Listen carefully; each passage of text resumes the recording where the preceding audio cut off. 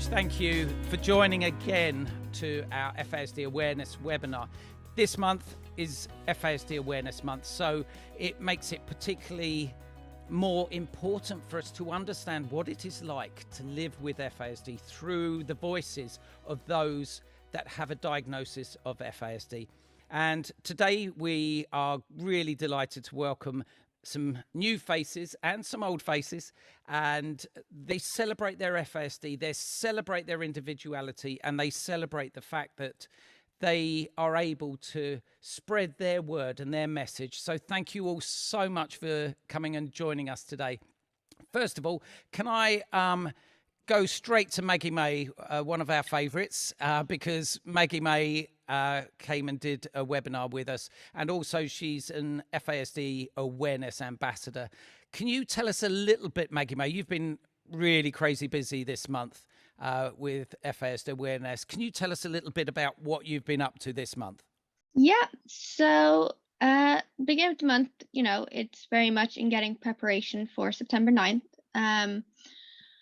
In putting together webinars and attending webinars and talking about what it's like, giving insight to foster carers and social workers and doctors, and really getting the message out that it's nothing about us without us, to get as many individuals being part of panels, getting a platform for them, because FASD Awareness Month is really about us, the people living with FASD. So this month I've been really, really busy, really getting people to change their outlook and being like, actually, if we're going to have a panel with doctors, we should be having someone with FASD on there too, because they're the experts. And that really went very well this time in Ireland, to the point where for the first time ever in Irish history, there was an FASD webinar. And it wasn't just put on by an organisation, it was put on through the health service executive. So this was the top dogs, where 400 different people attended, and they were talking about really progressing, getting the conversation started, because in Ireland, FASD isn't recognised as a disability. So got the ball rolling on that, where there is now discussion on getting it into the books that it is a disability, and that supports are meant to be given. And you had ministers, didn't you, as well? Oh yes. This is monumental, isn't it, for Ireland particularly, because I know within the UK, when we, as part of the UK Alliance, it's something that has been one of the most frustrating things, has been that in the Irish Parliament have really not recognised FASD at all, or that there is even a problem. And we applaud the team at FASD Ireland, and that's one of your new roles, isn't it? Can you explain a little bit about that? Yeah, so I was offered a role where I get to work with an FASD organisation in Ireland, where I suppose my role is really getting to go out there and talk to people about hidden disabilities, what it's like. And I'm very selective about what organizations I work with, I will say that. And what I love about it is their whole message is very not blaming or shaming. It's very much support for women, and that, the women's not at fault. It's more, you need to get more education out there. So that is really where I'm planning to get the ball rolling. There's also, I think you have the scheme in the UK, the sunflower lanyards. That's right, yeah. And they've just been introduced to Ireland about a year ago. So I'm also working with them, and we're trying to get them into the universities here. So that's going to be a fun few meetings coming up in the next few weeks, but fingers crossed. Well, I tell you what, I think by the time October comes, I think you'll be welcoming the rest, won't you? So congratulations, Maggie May. Fantastic advocacy. I'm going to come over to you, Rossi, if I may, as another favourite of our FASD community here in the UK.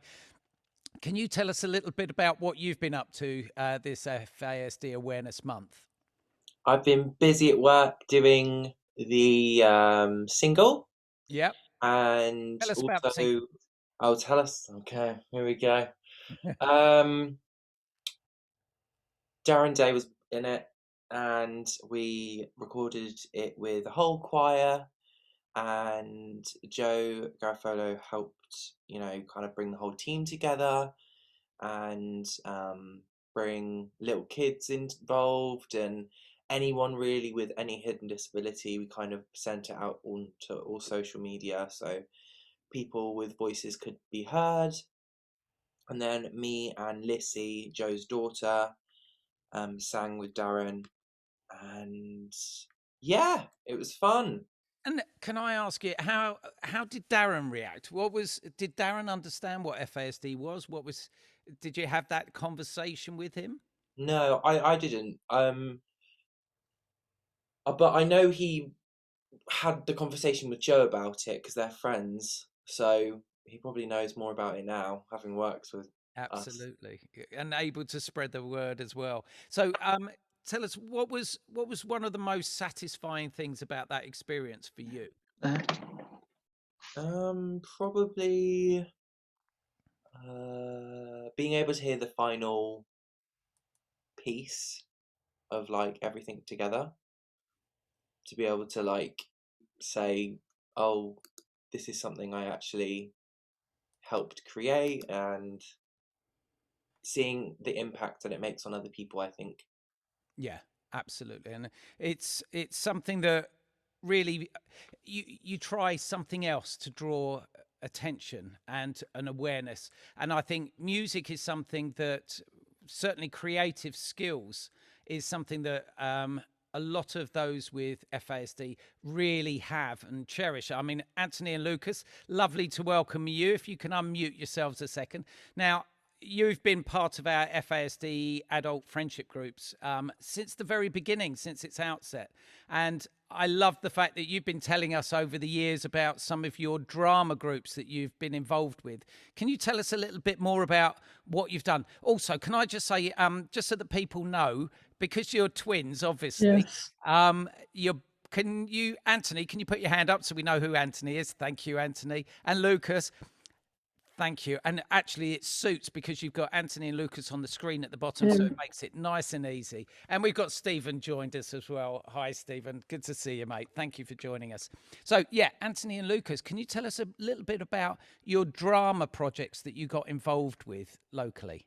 So the drama which I do is every Saturday at Lord Street West Church in Southport in the UK. And every Saturdays we do they put on different groups, which is called Funky Monkeys, which you can find through Facebook, which they've got their own website. And what they do is they put on different sections such as street dance, contemporary cheerleading, senior cheerleading, and musical theatre. Musical theatre is what I'm in currently, and I've been doing that since 2019. And what we've done is every year we've been putting on shows for the families and kids. And we recently just done a show in July, and that was Snow White and the Seven Dwarfs. And the upcoming shows which we are doing are a dance show to showcase off all the routines that we've been doing throughout the year. And we're doing a children need for just to raise some money for charity in Astor car park. Wow, that's So amazing. That's brilliant. And Anthony, what's your singing voice like then? Do you mean Lucas because he does the singing? Yeah. So what do you do then, Anthony? So I used to go to the same dance group with Funky Monkeys, and I used to do street dance with them. But when I turned 18, I couldn't go anymore. So I went down and looked for a new place to go to, and I'm currently at Chris White's School of Dance and Drama. Excellent. And in, I think it was May or something, we raised money. We did a show for to raise money for Ukraine, and we had to do that over we had to do a big international routine, and we did that in the Southport market, and we raised about £4,335 pounds. How did that make you feel? Well, at first, it was a massive shock because we only learned the routine within 2 weeks. We learned it within 2 weeks. Then we had the Easter break, and then we had only probably 45 minutes to go back through it before we had to go back to into Southport Market and do it properly. Wow. So are you good at remembering routines? So if it's something where I practice a lot and we've got something going on, I remember it. But if it's just like something I want off and we don't do it properly for a show or anything, then not that much. But it's just depending on the music and just how it is, really. The routine. And I think that's one of the things that is really good about having that routine, being able to do it over and over again, re-familiarizing yourself with that regular activity. So congratulations on that. That's a huge achievement. And well done for raising all that money. Amazing. I'm going to come over to Stephen, as Stephen's here. He's all wrapped up in his lovely orange blanket. That's one of the sensory blankets that were handed out to one of our great donors and fundraisers. Was able to hand out some of our... Hey! Hi, Stephen. Good to see you, mate. Listen, Stephen's become, for those that aren't aware, Stephen's become a bit of a celebrity this FASD Awareness Month because he was the subject of a lovely video which celebrated Stephen and his FASD, and also being in foster care as well, wasn't it, Stephen? Yes. And how did you feel about that film when you saw it? A bit emotional, to be honest, because I weren't expecting it to be as good like that. Right.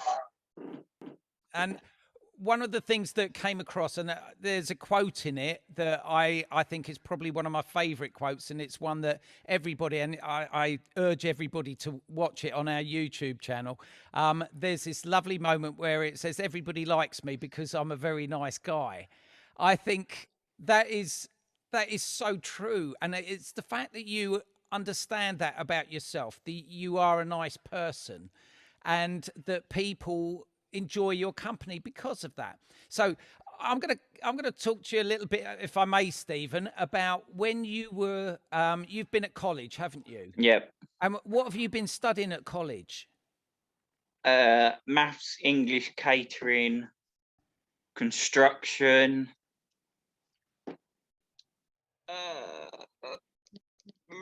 And there have been other subjects as well, haven't there? Yeah. One of the things that I wanted to have a conversation with you about, if I may, because I know it was really interesting, because one of the things you love doing, you always prepare your own sandwiches every day, don't you? Yep. You go through the motion. Can you tell us about your routine preparing your sandwiches? Because you've been to catering college now, so I'm really interested in this, and other people might want to know this as well. Well, it all starts with a bit of bread. Go on. And butter. Yeah. So and ham and cheese and ham. And then you put them both together, cut it up, and then you eat it. No, you don't. You pack it for your sandwiches for the day, mate. What are you on about? So when you've eaten it, you have to make another lot. Is that what happens? Yeah. All right. Yeah, we're going to come back to you. We're going to come back to you in a minute, Stephen. Thank you for joining us. That's brilliant. That's all right. Anique. Now, Anique, can you tell us where you come from, Anique? I come from Vancouver, Canada.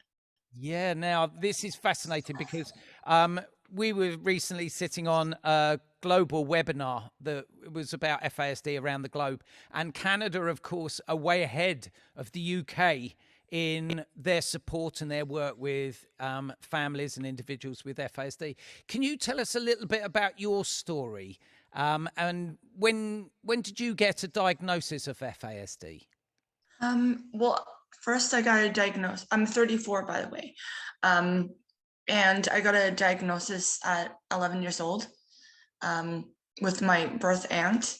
But the thing is that she never told me because I think that she thought that I would never understand it. So I didn't know. And then I went into foster care. And then I got adopted by my family where I am now. And Jen Lutke is actually my mom, and she is this like FASD, like everybody knows her. So in the world of FASD guru, isn't she? A little bit, yeah. Yeah. So she's like, something's not right. So we're gonna diagnose you again at 14 just to make sure that you have it. So turns out I have FASD. So. And you got a diagnosis. You had a second diagnosis, didn't you? Yeah. Second assessment. Tell us about what age were you when you had that second assessment? I was actually, I was 14. And you were explained at that time what FASD was to you? Yes, and everything made sense. Okay, tell me a little bit about that, because I find this fascinating. And I think anybody that wants to understand FASD better needs to understand how important that diagnosis, what that assessment is about for you. Tell us a little bit what that meant to you. Mm-hmm.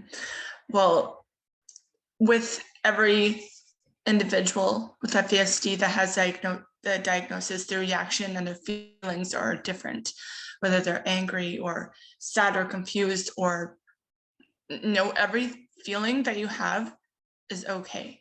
Yeah. Like it's very, it's very confusing. It's very big news, but just don't let it control your life, and just know it's what you have. It's not who you are.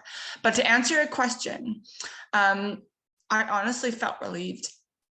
Really? It answered so many questions, like why I had so trouble in school, why my social cues were very off and still are sometimes. But again, that's okay. Yeah, honestly, I wasn't angry with my mom because I knew that she has a brain disorder. So she has the mind of a 6-year-old. And I don't think that she knew what she was doing when she was pregnant with me. And I forgive her for that. Again, like everybody has a different story, and that's just mine.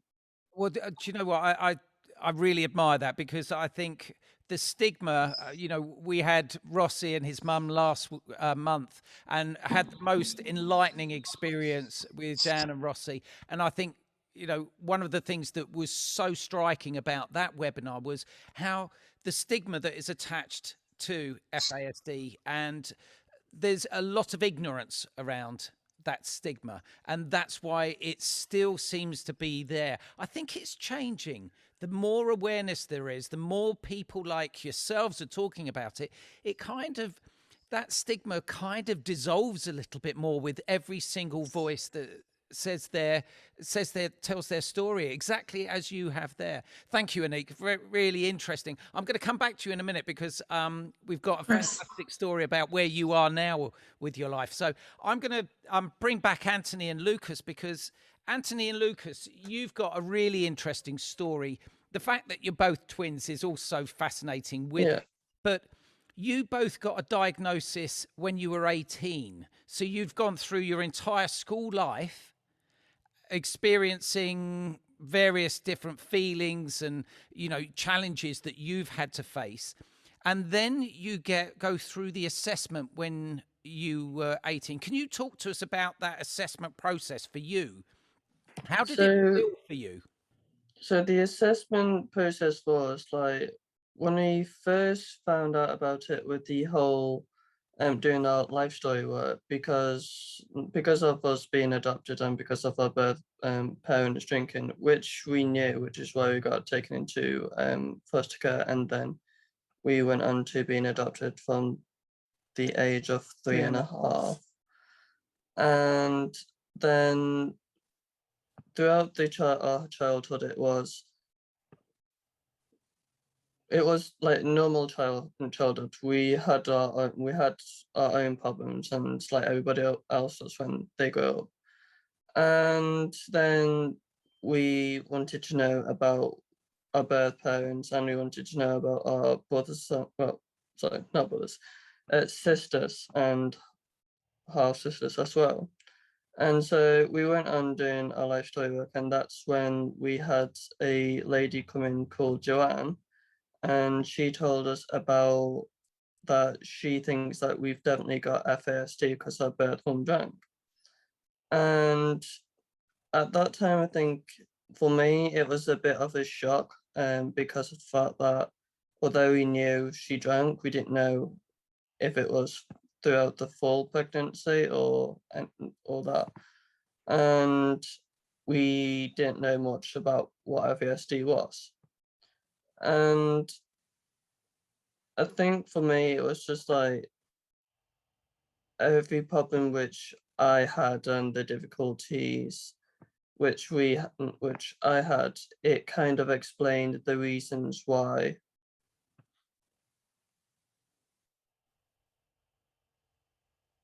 It explained the reason of why we had the FASD and what it actually meant with our problems, and it made it a lot more clearer for me to understand what it was.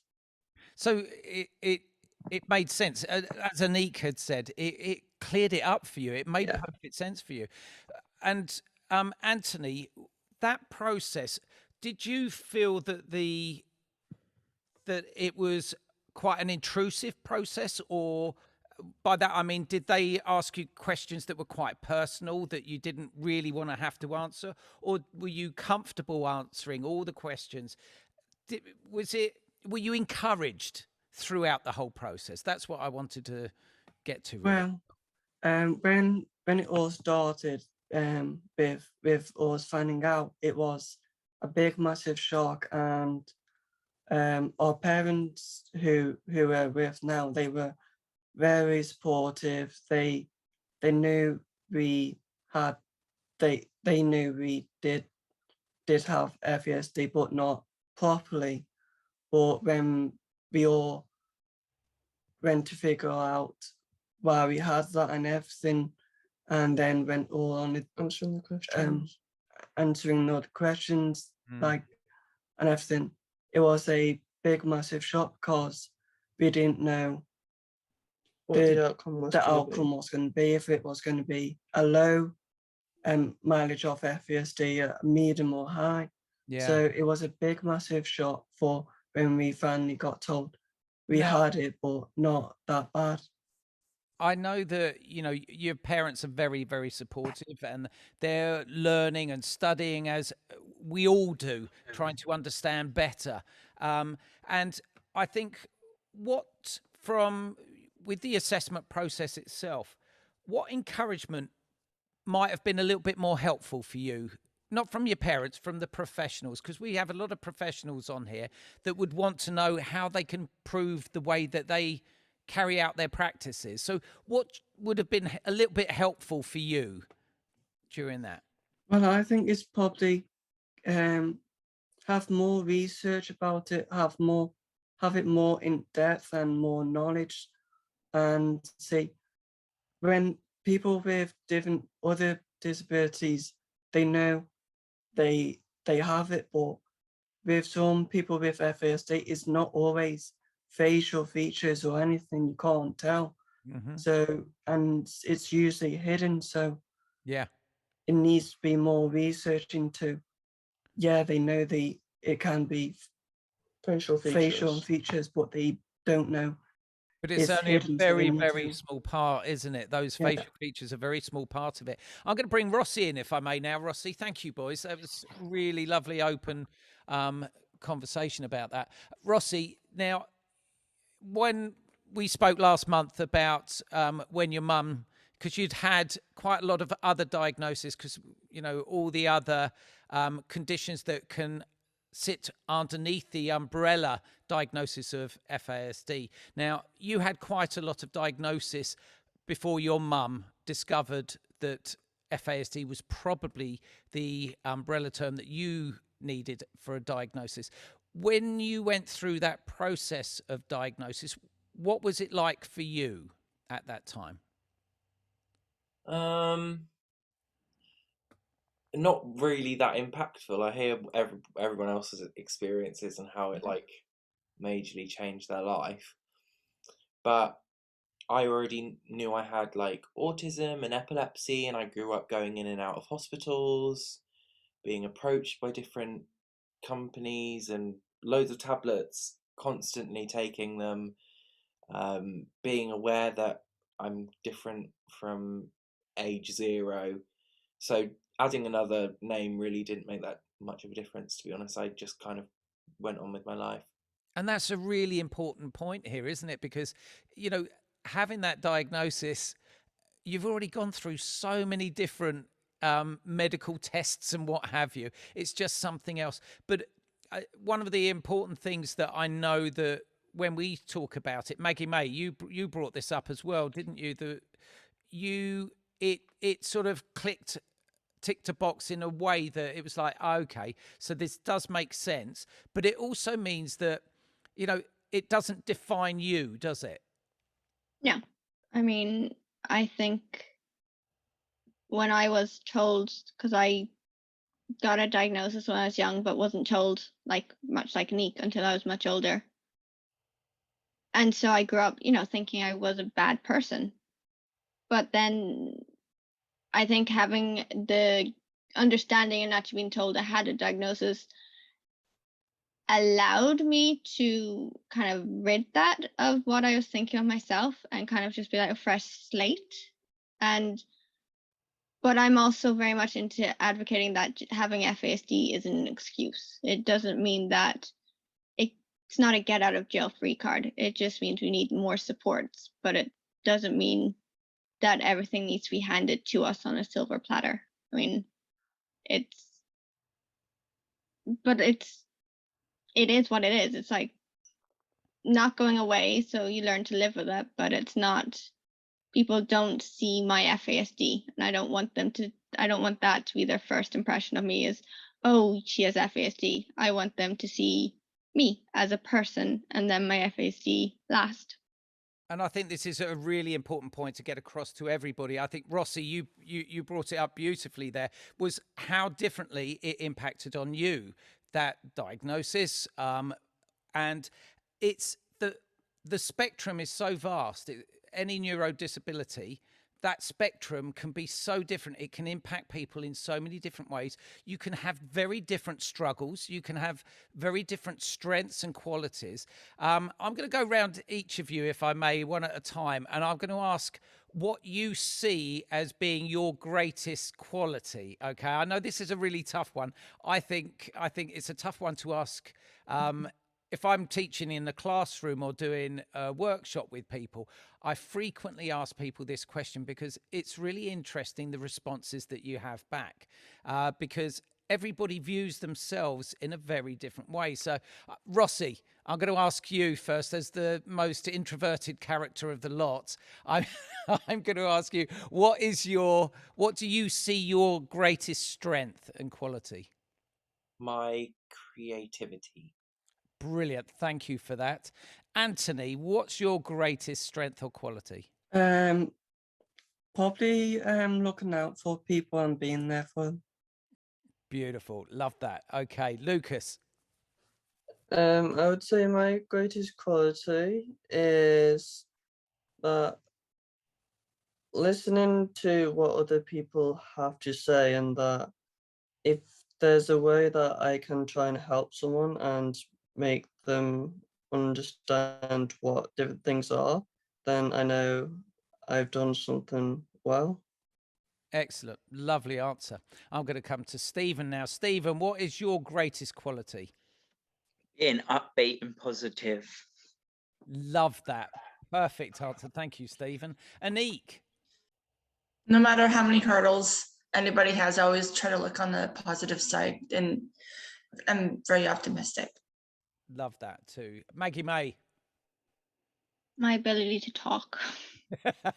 Excellent. I think do you know, it's a lovely question, that one, because I think it really opens up, it shows your honesty, it shows how you've actually analyzed yourself. And as adults, if I was to ask a younger group of children that same question, they would have very different responses to it, and they'd probably be a little bit more coy about it. But you've all understand yourself, and I think that is one of the great qualities. And it's a really good question. I'm going to come around again and say, what are your biggest struggles? Even, I mean, we're talking about now, not in the past. We're talking about what you struggle with most now. And I'm going to come straight to Rossi again, and we'll go around the same order, if I may. Rossi. So I'm not the best with money. So Okay. I'd say budgeting, and also impulsivity, because I just love a bit of fun sometimes and just love to jump around and do whatever I want in the moment. Absolutely. And do you know what? That's not always such a bad thing, but okay, we'll go with that. Well done. Really good answer. Anthony, what do you struggle with most? Probably with anger management and trying to like control my temper. Brilliant. Really good answer. Excellent. Okay, Lucas. Organisation. Organisation. Thank you, Lucas. That's very, very precise. Stephen, what do you struggle with? Probably anxiety and noise. Yeah, very, very common one, that, isn't it? Excellent. Thank you, Stephen. Anique. My anxiety and my emotions. I cry so easily. Excellent. Thank you, Anique. And Maggie May. Pretty much all of the ones that everyone's just said, but also trying too hard to fit in. Okay. Interesting. Really interesting. And actually, you know, we've got everybody on here as we're talking about FASD. We could be talking about autism. We could be talking about neurotypical. We're talking about, this is normal life for everybody, isn't it? It's no different. This is something I want to get across. You know, it's not about being victims. It's not being any different. Everybody's individual in their own way. Now, what I would like to get to, and you know, we're talking about specifics with FASD here. Now, everybody in this room has worked out in the workforce, if you like, whether it's as work, you know, having had work experience. I'm going to come around and just talk to you, if I may, one at a time, same order that I did before. Rossi, you're at the moment training up, aren't you? Can you tell us about what you're doing in the workplace? So currently I'm studying at Long Cross Film Studios, which is owned by Netflix, to become a hair and makeup artist for TV and film. But for work, I'm a retail artist for Charlotte Tilbury. So Brilliant. I do like makeup appointments and sell product and work with tills, which is always fun. My calculation skills. Right. You challenge yourself constantly. I love it. And, you know, fantastic. And you're doing what you really love, aren't you? Which Yeah, is 100%. Yeah. And that's got to be the goal for anybody in life, to be able to do something that they love most. Anthony, can you tell us about what you're working at the minute? Well, I'm working at Southport College at the moment because I finished doing my level 1 of painting decorating, then I finished my second one, but now I'm doing my construction and multi-skills. So I'm doing painting, joinery, brickwork, and plastering. Excellent. And how's that going for you? Well, I'm really enjoying the brickwork because it's very relaxing and I'm enjoying it. Why? I'm interested in this. Why do you find brickwork relaxing for you? Well, I think it's because obviously I'm used to, and painting is like very peaceful and calming to do. It's like that, but when you put cement on bricks and everything, and it's just not very frustrating to move around. It's just like precise and precision what you need to do. That's what I find it relaxing. Brilliant. Really, really interesting. Lucas, tell us a bit about yourself. I'm not really doing much. I'm just looking for jobs, really. Which I think most people will be doing at the moment. But you were working, weren't you? You were doing work experience. Tell us about what you have been doing. What I have been doing is every Thursdays I've been doing voluntary work and looking after the elderly people who's got dementia or any health problems or who are lonely, and they come in around about, we say 12:30, but they come in early, about 11 o'clock. What do you enjoy about that? Meeting people who you wouldn't expect to look after, and knowing that although they maybe have their own problems, you've also got problems of their own and they might be lonely as well, not have any family to look after, so they need someone to talk to. And interestingly, one of your strengths, you said, was that you're able to listen to people. Yeah. And that's something that you do and have been doing in your work. So excellent. Thank you for that, Lucas. Stephen, can you tell us a little bit about your work in gardening, what you've been doing? Because you've been doing you're a bit of an odd job man, aren't you, with your gardening? Tell us a little bit about that. Obviously, I help my dad out sometimes. Like tonight, I helped him out cutting the grass. Well, he cut the grass and I just swept up behind him and picked some weeds up. What do you? Because I know I've seen you quite often. What do you enjoy about doing the gardening side of things? Just helping the community, really. And being out in the open, I guess. Yeah. Well. I know that you love being out in the open a lot, don't you? Yeah. In your film, you're up on the side of a hill, beautiful hill with a sunset behind you, and you're camping out on the hill. So, and you've always enjoyed being outdoors a lot, don't you? Yeah. Tell us a little bit about, because I know one of your favourite things, you've got a metal detector, haven't you?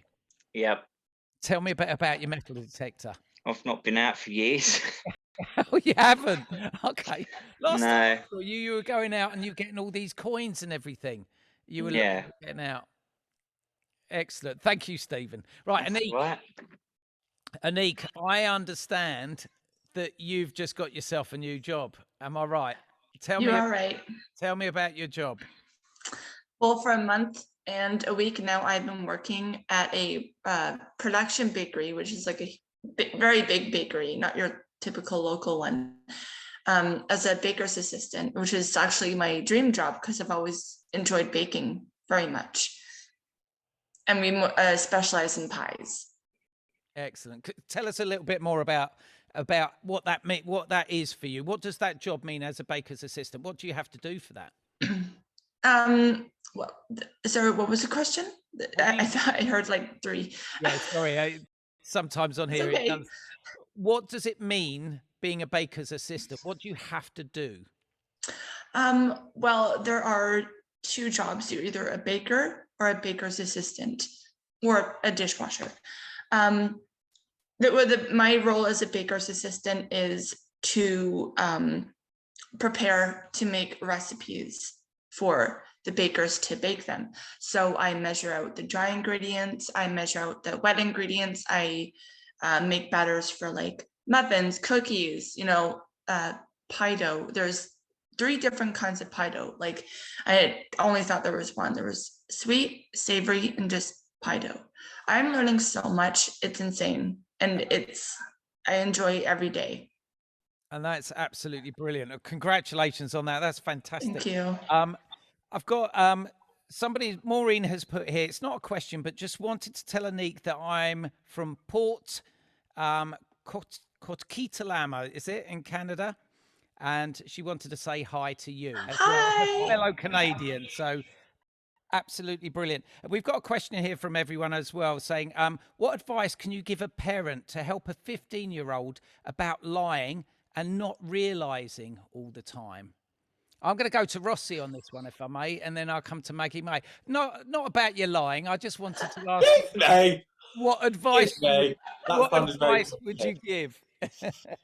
I feel like when I'm fibbing, I do it out of necessity. Like it's something like I feel like I'm doing it, like from my perspective, I'm doing it. One, it's easier if I say like, okay, this is how it is.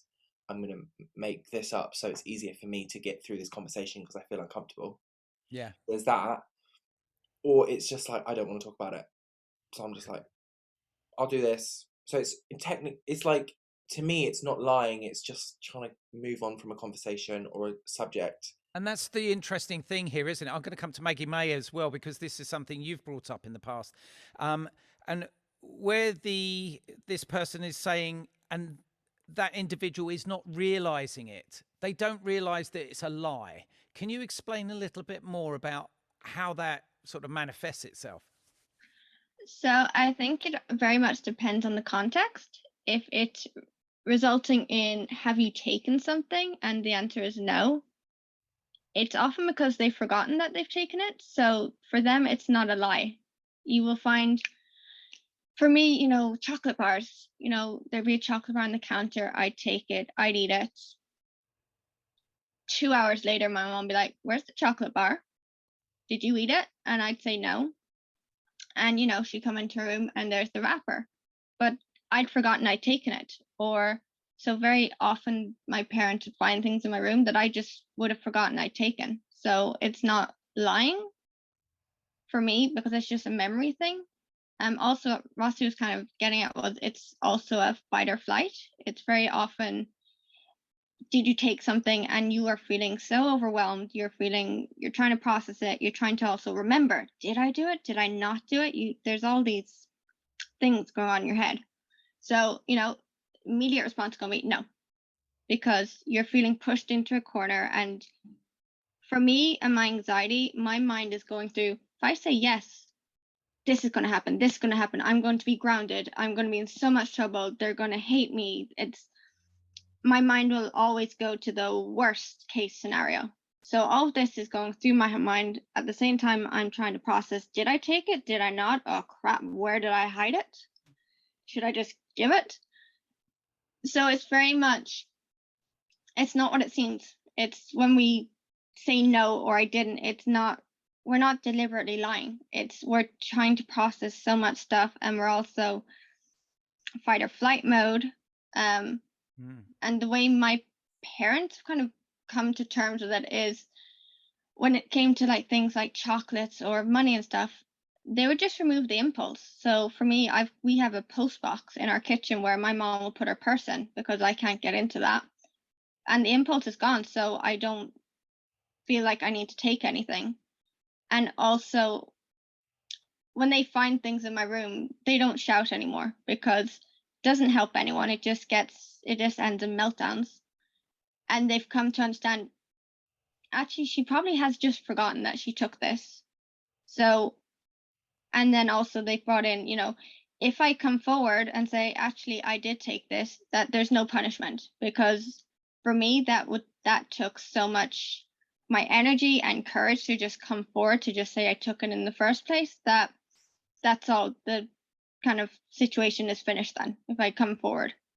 That's really interesting. And, we've had another question come in that I think, when you're talking about the sugar and the sweet things, with a show of hands here, you don't have to all say at the same time, but how many of you have an obsession with sugar or sweet things? I do. Okay. Okay, a lot of 24/7. 24/7. Interesting, isn't it? And I know, Anthony and Lucas, it's something in our friendship groups. We've had this conversation, haven't we? And we've brought up the whole conversation around sugar quite often, or sweet things, and foods in general as well. And it seems to be a subject that comes back time and time again. And I think it's like a sorry to no, please do. but I think the sweet thing is like a sensory thing. I think it's like something that like helps us center ourselves, almost like something to like bring ourselves towards ourselves, or give us more energy, because we drain so much energy, you know, even walking anywhere, or Yeah. having a simple conversation. And also, regards to the other question about the parent question, I think just give the child their space, I think, and let the child come to terms with the lie in their own moment. Just be like, okay, you say that now, I'll give you 15 minutes and then we can talk about it again. Yeah. 'Cause that's what mum does, and that kind of helps the situation diffuse. Yeah, and this is a really important question that I want to bring to everybody at this point, because you all understand now at this point in your lives much better than you did when you were younger, and there will be lots of parents watching this trying to get some insights into how to manage some of the behaviors that they're struggling with their children. And what advice would you, with your adult minds, give, as Rossi has just done, give to some of the parents that are struggling with certain behaviors at the moment? What advice would you give them to how to converse, talk with, or manage their young child? Anique, can I ask you first? Yes. Parents, if you're listening, you need to be very, very patient with us. I know you're doing the best that you can, but here is a fact.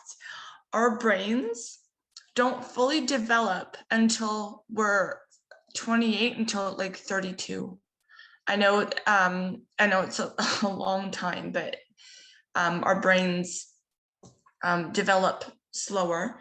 So I don't think we, mature until, for example, when I was like 29, 30, that's when I'm like, okay, my body, my mind is like, okay, that you need to act like an adult now. So I think obviously I'm immature still, but I think that I'm more responsible and more focused on my actions. But yeah, please be very patient with listen to us. Know that we're doing our best, and as well as you are doing your best. And I hope that answers. That's a lovely, lovely answer. Thank you, Anique. That was You're perfect. welcome. Anthony and Lucas, I'm going to ask you both as twins. You know, I know you communicate really well with your parent, and what advice would you give to some of the other parents out there? Well, what I would say is, like, if there's a situation goes on between, if something's gone on at home or in school or something, and they don't want to talk about it, give them, say if they want time to themselves, that give them space to go to the room. Because this is what I usually do. I go to my room, have a couple of minutes to myself, then I calm down and go and speak to my mom and say, can I come and speak to you about this now? I feel ready to come speak to you. Yeah. But in some cases, it's different because some people want the attention and want to speak about it now. But at the meantime, they're in the middle of, do they want to talk about it or not? So I would say just give them the space, let them go to the room or something. Yeah. Then they're ready to come speak to. So you have strategies that. Yeah. Do you agree that it's a two-way thing? When you're in a calm mood, when you're in a good place and you're both able to talk, and that's the time to communicate with each other and sort of say, look, let's come up with an agreement what's going to work best for us. Because when I'm in that mood, when I'm angry, I've got the red mist. I'm not going to listen to anything. And you've got that red mist as well, and we just bang, you know, we're going to clash, and it's not going to work. It just ends up ugly.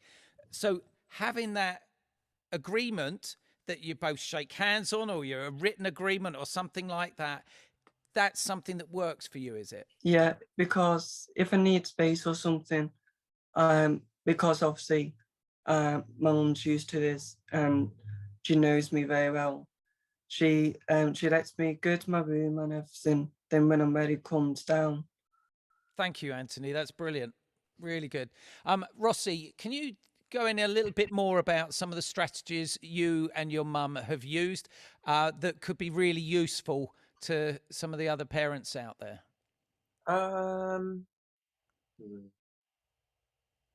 So if we're having like a very heated debate, I shan't say argument. If we're having a heated debate, I'll be like, I can't do this anymore, and I'll just walk off. And that's my way of being like, I'm taking myself out of the situation. The equation is equalized. I'm out. And so I'll go up to my room, I'll watch some TV, and then an hour later I'll come downstairs and act like nothing happened, because nothing did happen. I've forgotten about it, so you've forgotten about it, so nothing happened. Right. Excellent. And so really not holding grudges. Yeah. Because actually, you know, genuinely, this is really a fascinating part of this, is that genuinely you have forgotten what it was all about. Oh, genuinely, yeah. Like, yeah. I've the amount of times I've asked my mum and been like, why are you mad? I'm confused. Yeah. That was an hour ago. Today is now. It's the same for teachers as well in a classroom. Yeah. You go out to play, you come back, and you've forgotten what the problem was in the first place. I didn't know. I forgot about stealing that blue tack. That was before break. Okay, this is after break. I've played around in the playground and I'm ready to move on. Fascinating. That's brilliant. And it's a really helpful way for people to understand, because we're all programmed as parents. As a parent myself, we're kind of programmed with how our parents brought us up and what mistakes they make. I think, I'm never going to make that mistake, and so you don't make that mistake, you make others, because everybody has to manage it in a different way. But the more you understand the condition, the more you understand the difficulties that you face, the better it is for us all to work in harmony. And I think there's been a really good question here that I'm going to put to, I think everyone's praising you for your honesty, by the way, and they're finding it incredibly enlightening, which I think is exactly what we wanted to have here today. So, you know, on behalf of everybody watching today, thank you very much for that. But I'm going to come to Anique, if I may. There's a really interesting question that, how do I encourage my 29-year-old daughter to discuss her challenges with her employer? Okay.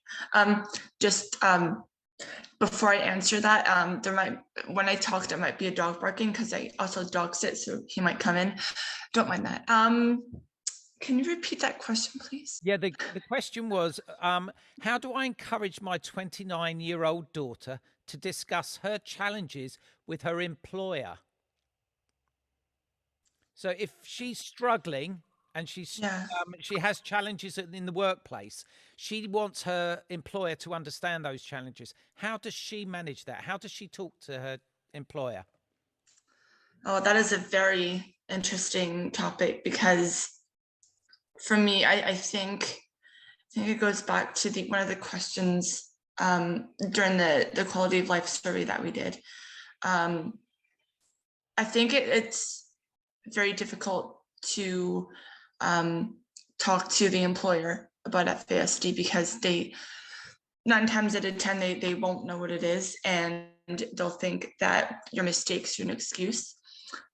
So personally, for me, I wait a little while before the trust is built between the employer and the employee to get more comfortable to say, like, hey, I have a disability. And then, because people won't, I have had employers who told me straight to my face, they don't hire employees with disabilities because it'll get in the way of the job. They, so I think, sorry, my brain processes a little bit. Well, actually, I think you've answered that question really well, actually. Okay, good. It's about developing that relationship, isn't it? Yeah. And once you've developed that relationship and you trust that employer as well to be able to go and talk to them about your difficulties and your disability. Maggie May, what advice would you have on that one? I think everyone's very much individual when it comes to this. I know I've had jobs where I didn't want to tell anyone because I didn't want to be different. I didn't want the staff members to know because I wasn't sure if that was going to change how they saw me. But I've also had employees who I just told them, and like Anique was saying, most of the time they have no idea what FASD is, so I get to educate them. But then I suppose by that time they figured out how I work. They know, okay, Maggie's not very good at the money, so we'll put her on doing dishes. She loves doing dishes. She's brilliant at it. Brilliant, that's her talent. She's happy to do it. But everyone's it's more just, I think you get a sense of, will your employee understand or not? And also, I mean, I'm not going to, if your employer doesn't get it and doesn't want to help you and doesn't want to give you support, leave the job. I mean, there's loads of other jobs out there that, and I learned that the hard way, where I stayed in a job for 4 years and I shouldn't have done it. I should have walked away a long time ago. And it did me much worse staying because I lost my confidence, my self-esteem. I became a shell of a person until I was like, no, I've had enough. And I found another job that I fitted in perfectly. And don't think your first job or this first job is the only job for you. I know when it's your first job, it's very exciting and you're like, yes, but Absolutely. There are other jobs where you will get the support that you need. And actually, this is lessons in life in general. I think everyone should watch this. Everyone should learn from you guys because you are fantastic educators. Listen, we have gone way over time, but I love this. I've been really thoroughly enjoyed having a conversation with you all. Thank you so much. And the love that's out there in the FASD community and the people online today that have watched this as well have all said how lovely, what an amazing session. And thank you for your openness, your frank, honest answers. We really all thoroughly appreciate it. Can I just ask you all, because I love seeing you all on the screen, and what we do with our FASD friends group, we all put hands up and give each other a wave, all over the world. So I love the fact that you're all over the world. Thank you so much. And I'm going to say a big thank you to everybody for joining us tonight. A massive thank you again to everybody online, and thank you for your questions as well. We will be putting this out on our YouTube channel where we have our webinar series. Please do take a look at our previous webinars. There's some fascinating content there which really does help educate you, and I hope to see you next time. So in the meantime, have a great remainder of FASD Awareness Month. Thank you all, guys. See you soon. Take care. Bye.